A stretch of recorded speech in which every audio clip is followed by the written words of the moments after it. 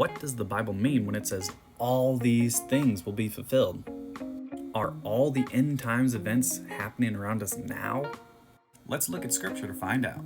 So in Luke 21:22, Jesus, talking to his disciples, says, "These are the days of vengeance to fulfill all that is written." This passage is actually Jesus finishing a portion of text he previously stopped in the middle of when he read from Isaiah 61 in the temple.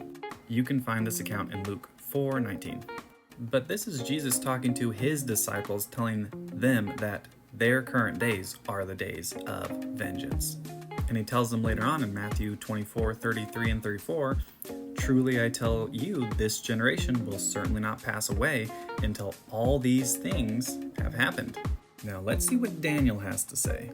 Daniel also talks about this and says, "When the power of the holy people has finally been broken, all these things will be completed."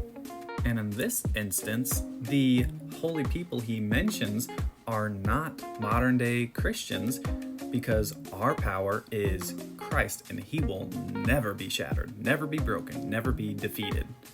The holy people here are what everyone knows as the Old Covenant Jews, the first century Jews. These are the holy people. Their power would come to an end in 70 AD when the city was completely destroyed by Rome. Daniel's saying when that takes place, everything he previously mentioned would also have happened. There's other verses that pair with this nicely, like Matthew 5:18, Acts 3:21, and Hebrews 9:10, if you guys want to check those out as well.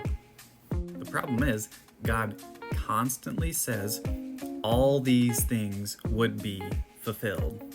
But still, some people don't want to accept that when Jesus said all these things would be fulfilled, he actually meant all these things. They want to change all to some, or they want to change his audience he's talking to a different audience, even though there's zero indication that he's doing that.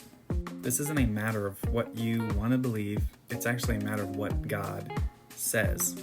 We can either choose to accept it and wrestle with what that truth now means for us, or reject it because we would rather be comfortable than accept what God had already said.